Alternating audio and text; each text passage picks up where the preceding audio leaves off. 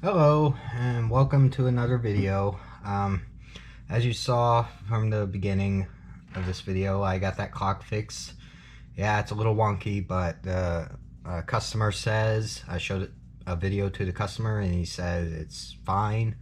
Gives it a little bit of character as far as the gong goes. But anyway, I just wanted to do a little video on how to take care of a mechanical clock. Now, mechanical clocks are not like regular modern clocks that you get from Walmart or Dollar General.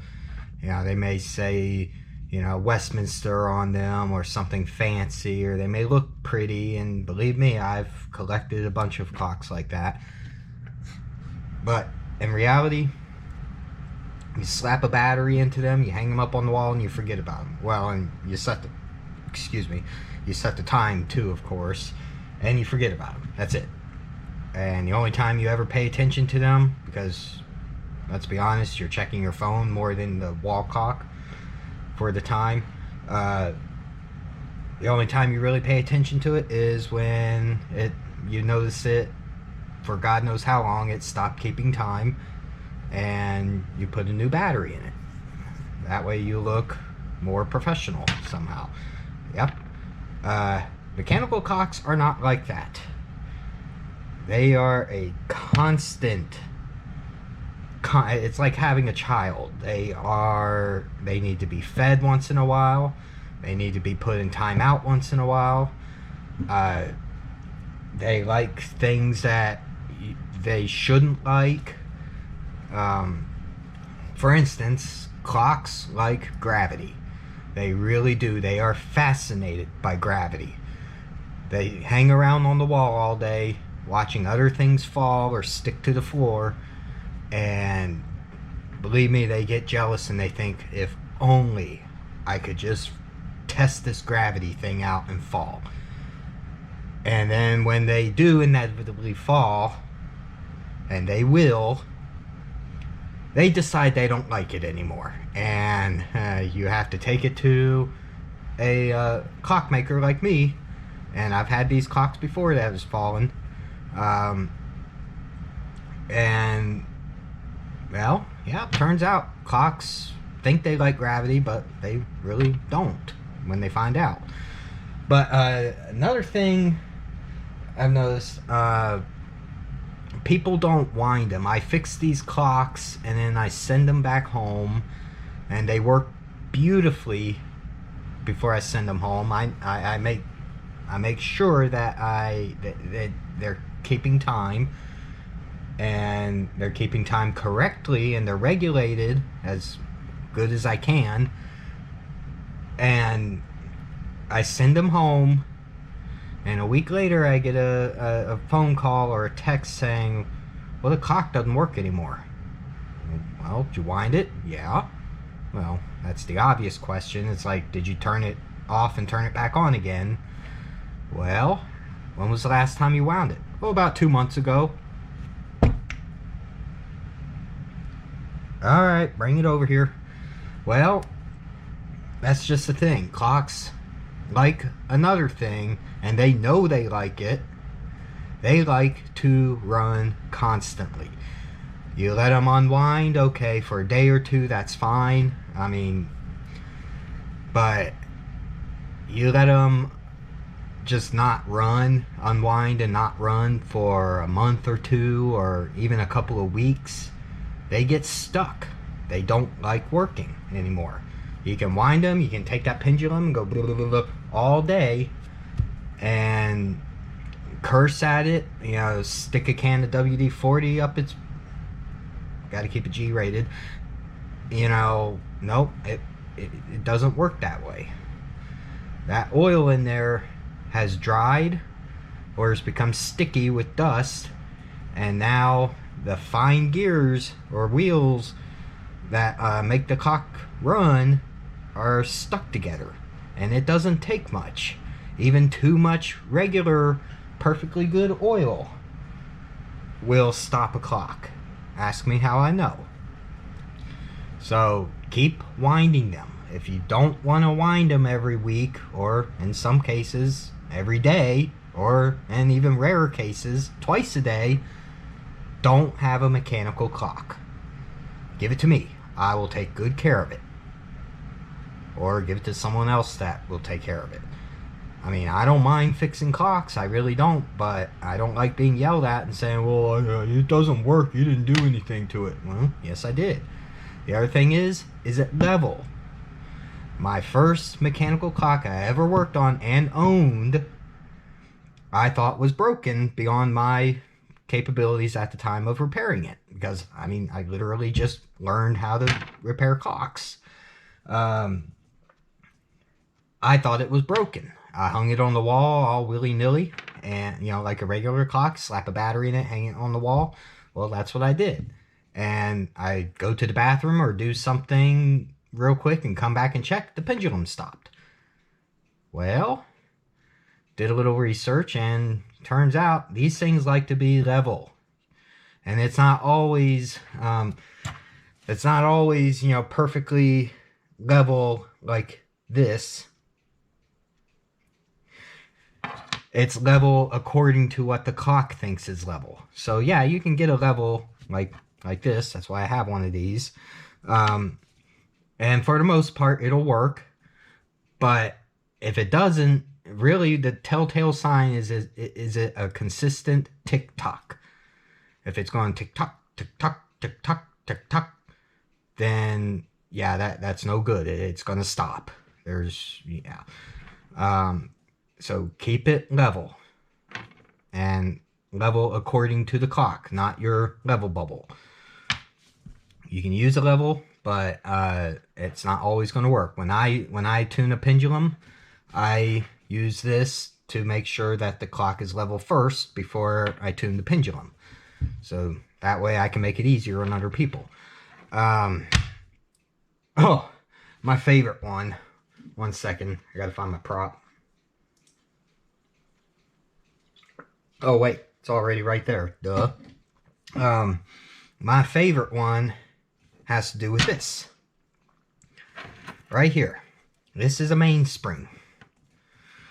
Now, I have heard, even before I was clockmaking, I've heard stories of overwound clocks, and it's always the ex-significant other or ex-partner. It's always the ex that did it. My ex so-and-so overwound my clock, so I had to throw it away. This, and that. You know, first of all, let me get one thing straight. There is no such thing as an overwound clock. Get it out of your head right now. I hear it. I still hear it all the time, and it's always the ex. There are better things you can blame your ex for. An overwound clock is not one of them. They are easily disproven. The reason I say that is this is a compression spring. This one's broken. This one's off that clock off the beginning. When you wind them, they compress. I'm not going to wind it too much because I prefer not to lose a finger. But as you wind them, they compress. And it compresses until this happens right here. All around, but you get the idea. It can't push or wind anymore. Now, I guess if you were to take a screw gun to it or apply a very insane amount of torque to the winding arbor, yeah, you'll break something, but you'll break something before you break the spring. Excuse me. So many times I've heard that story, and I open up the clock, I get the clock, and I open it up, I look in there, and I'm like, it's not the spring. Well, it is a spring, but it's not the main spring. Your click spring is off, you know. Pop that on, there you go. I just made 20 bucks. And that's just the minimum charge that I do for clocks that don't need extensive work.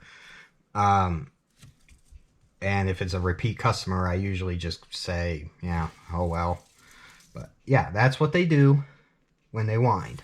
It is a compression spring. Once they are fully wound, you can't wind them anymore, and they just won't go boing.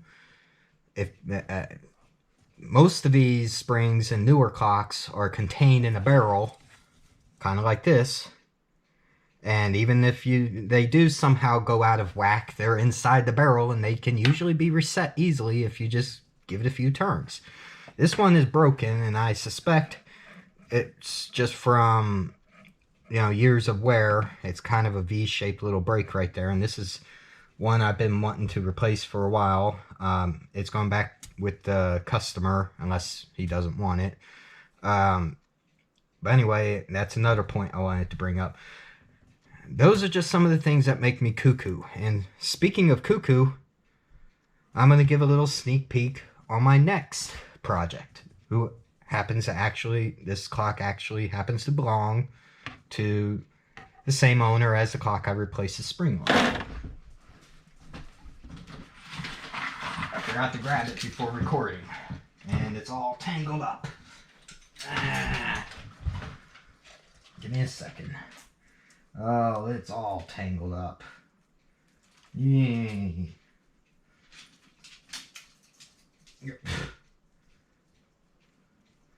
Well, while I'm untangling this, I could make small talk. How are you all doing out there? You subscribed? If so, good. If not, I ain't gonna force you. I hate it when YouTubers ask me or tell me to subscribe. I usually do subscribe before they ask me, but, it's like, don't tell me what to do. Did you like this video? No, that's okay. I don't like videos anyway. There are very few rare ones. Gosh darn, this is really tangled up. I may have to either pull it up like this or cut the video short. Or I may just cut this part out. Yeah, this is tangled up really bad. I apologize. If I was better at graphic designing, I'd put one of those rainbow screen things up with the boop. Okay, it's untangled. I had it wrapped around the clock so it wouldn't, and it's just all over the place. Alright, look at this beauty. Let me move the camera up a little. I did not anticipate that. This beauty also belongs to the same guy that I worked on the previous clock with. And it was working. The hands needed replacing, and I've already done that. It needed new bellows, which I already got the new bellows, and one of them is successfully installed, but the other one's giving me trouble, so I will put my finger in that hole. I don't know why. But then one day I had it hanging up. I was gonna, wind it up, and I pulled on the music box chain right here to wind it, and I heard a loud crash. And oh crap! And I pulled it down. The music box on the top here has fallen in. And I'm like, oh my goodness, I gotta find small nails, and that's one of the reasons I got this little hammer right here. So, yep, that's gonna be the next few videos. Excuse me. The clock I've been working on should be going home sometime this week. Hopefully before Christmas, but maybe after Christmas. I'll update you on that. Anyways, that's about all I have right now. I hope you enjoyed, and I hope you watched through my cringeworthy comedy. It was important information. If I forgot anything, I'll put it in another video. So that's all I have for you right now, and I hope you have a wonderful day. Thanks for watching. I'll talk to you later.